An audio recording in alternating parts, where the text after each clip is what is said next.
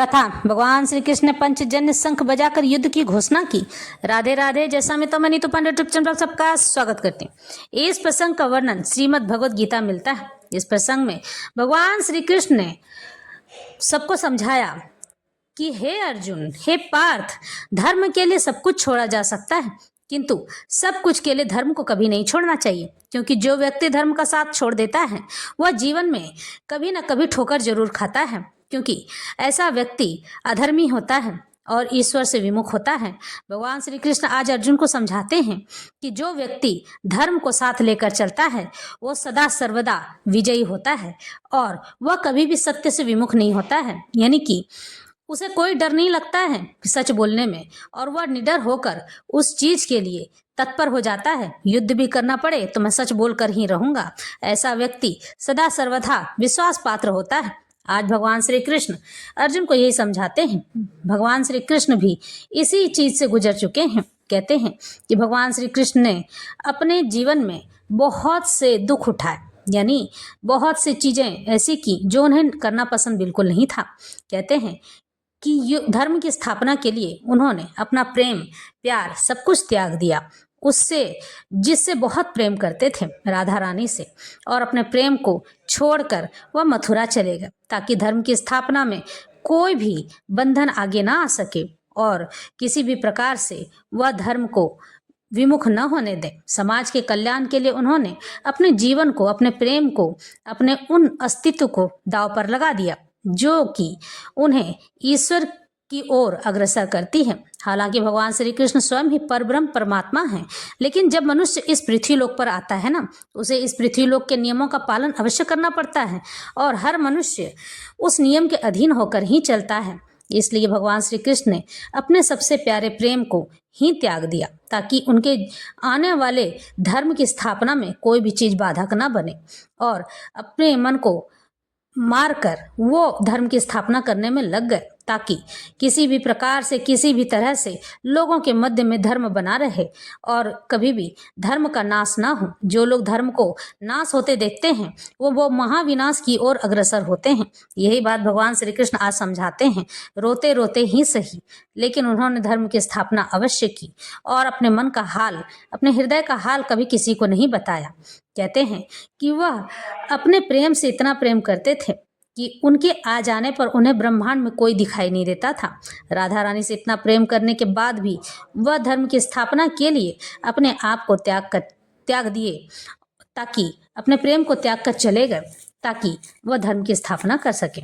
धर्म ऐसा ही चीज है कि जो व्यक्ति धर्म को लेकर चलता है उसकी आने वाली पीढ़ी भी तर जाती है। उसकी आने वाली पीढ़ी में कभी भी कोई भी व्यक्ति अधर्मी नहीं होता है, हमेशा ईश्वर की शरण में रहता है। और हम सब का यही कर्म है कि हम धर्म की स्थापना के लिए अपने जीवन को सदा सर्वदा उन्हें समर्पित कर दें और यही हमारा भाग्य है। तस्य संचनयन हर्ष कुरुवृद्ध पितामह सिंहनादम विन घोषचय संगम ददमो प्रतापवान। तब कुरुवंश के वयोवृद्ध परम प्रतापी एवं वृद्ध पितामह ने सिंह गर्जना की सी ध्वनि करने वाले अपने शंख को उच्च स्वर से बजाया, जिससे दुर्योधन को बड़ा प्रसन्नता और बड़ी हर्ष हुई। ततः शंखाश्च भैर्यश्च पनवानक गोमुखा सह शैवाभ्यहंतंत स शब्दस्तुमुलो अभवत। उसके बाद शंख, नगाड़े, बिगुल, तुरही तथा सिंह सहसा एक साथ बज उठे। वह संवेद स्वर अत्यंत कोलाहलपूर्ण था और ततः श्वेतय हैर्य युक्ते महति स्यंदने स्थितौ माधव पांडवश्चैव दिव्यो शंखो प्रदधमतु। दूसरी ओर से श्वेत घोड़ों द्वारा खींचे जाने वाले विशाल रथ पर आसीन कृष्ण तथा अर्जुन ने अपने अपने दिव्य शंख बजाए। इस तरह से पंचजन्यम ऋषिकेशो देवदत्तम धनंजय पौंड्रम ददमो महासंगम भीमकर्मा वृकोदर। भगवान कृष्ण ने अपना पांचजन्य शंख बजाया। अर्जुन ने देवदत्त शंख तथा अति भोजी एवं अति मानवीय कार्य करने वाले भीम ने पौंड्र नामक भयंकर शंख बजाया। अनंत विजयम राजा कुंती पुत्रो युधिष्ठिर नकुल सहदेवश्च सुघोष मणिपुष्पको काश्यश्च परमेश्वास शिखंडी च महारथ घृष्ट द्रुमो विराटश्च सात्यकी श्रापश्च पराजितः द्रुपदो द्रौपदे याश्च सर्वशः पृथ्वीपते सौभद्रश्च महाबाहु शंखांद धुमुः पृथक्य पृथक। हे राजन, कुंती पुत्र राजा युधिष्ठिर ने अपना अनंत विजय नामक शंख बजाया तथा नकुल और सहदेव ने सुघोष एवं मणि पुष्पक शंख बजाए। महान धनुर्धर काशी राज परम योद्धा शिखंडी धृष्टद्युम्न विराट अजय सात्यकी द्रुपद द्रौपदी के पुत्र तथा ध्रुव सुभद्रा के महाबाहु पुत्र आदि सबों ने अपने अपने शंख बजाए। संजय ने राजा धृतराष्ट्र को अत्यंत चतुराई से वह बताया कि पांडु के पुत्रों को धोखा देने तथा राज सिंहासन पर अपने पुत्रों को आसीन कराने की यह अविवेकपूर्ण नीति श्लाघनीय नहीं थी। लक्षणों से पहले से ही यह सूचित हो रहा था कि इस महायुद्ध में सारा कुरुवंश मारा जाएगा। भीष्म पितामह से लेकर अभिमन्यु तथा अन्य पौत्रों तक विश्व के अनेक देशों के राजाओं समेत उपस्थित सारे के सारे लोगों का विनाश निश्चित था। यह सारी दुर्घटना राजा धृतराष्ट्र के कारण होने जा रही थी, क्योंकि उसने अपने पुत्रों की कुनीति को प्रोत्साहन दिया था। धृतराष्ट्र, जो कि आंख से तो देख नहीं सकता था, लेकिन फिर भी मन से भी अंधा था, और इसी कारण से पुत्र प्रेम में रहकर उन्होंने अधर्म का साथ दिया। अधर्म का साथ देने के कारण द्रौपदी का चीरहरण हुआ। और द्रौपदी का चीरहरण कहते हैं कि जहां नारी की अवहेलना होती है तो वहां विनाश निश्चित होता है। इसी कारण से यह महाभारत रची गई। और भगवान की लीला तो भगवान ही जाने। कहते हैं कि ईश्वर को जो लीला करनी होती है, चाहे वो कठोर ही क्यों न हो, वो अवश्य कर देते हैं। स घोषो घार्तराष्ट्रा नाम हृदयानि व्यदारयत नभश्च पृथ्वीं चैव तुमुलो अभ्यनुनादयन। इन विभिन्न शंखों की ध्वनि कोलाहल पूर्ण बन गई, जो आकाश तथा पृथ्वी को शब्दायमान करती हुई धृतराष्ट्र के पुत्रों के हृदयों को विदीर्ण करने लगी। जब भीष्म तथा दुर्योधन के पक्ष के अन्य वीरों ने अपने अपने शंख बजाए तो पांडवों के हृदय विदीर्ण नहीं हुए।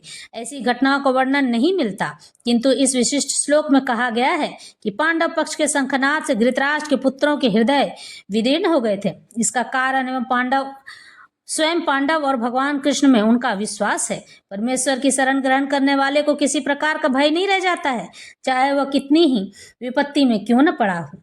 अथ व्यवस्थिता अनदृष्टा घात राष्ट्र अनकपि ध्वज प्रवृत्ते शस्त्र संपाते धनुरुद्धम्य पांडव ऋषिकेशम तदा वाक्य मिद माह महीपते। उस समय हनुमान से अंकित ध्वजा लगे रथ पर आसीन पांडुपुत्र अर्जुन अपना धनुष उठाकर तीर चलाने के लिए उद्यत हुआ। हे राजन, धृतराष्ट्र के पुत्रों को व्यूह में खड़ा देखकर अर्जुन ने श्री कृष्ण से ये वचन कहे।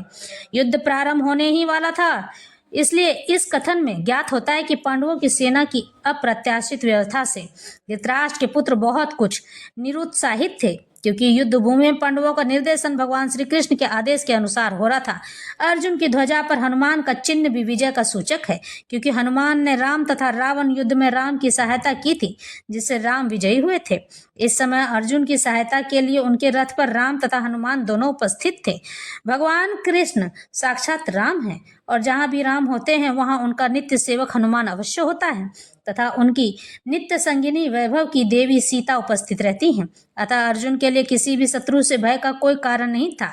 इससे भी अधिक इंद्रियों के स्वामी भगवान कृष्ण निर्देश देने के लिए साक्षात उपस्थित थे। इस प्रकार अर्जुन को युद्ध करने के मामले में सारा सत्परामर्श प्राप्त था। ऐसी स्थितियों में जिनकी व्यवस्था भगवान ने अपने शाश्वत भक्त के लिए की थी, निश्चित विजय के लक्षण स्पष्ट हुआ करते हैं। इस तरह से भगवान श्री कृष्ण ने ऐसी व्यवस्था कर दी थी कि इस तरह से विजय केवल और केवल अर्जुन की हो। भगवान श्री कृष्ण के रहते, कहते हैं ईश्वर के रहते आप कभी भी अकेले नहीं हो सकते हैं, इसलिए अर्जुन अकेला नहीं था। अर्जुन के साथ स्वयं परब्रह्म परमात्मा थे। और भगवत गीता लिखी जाएगी, भगवत गीता का निर्माण होगा। यह तो एक माध्यम था, अर्जुन केवल और केवल माध्यम था।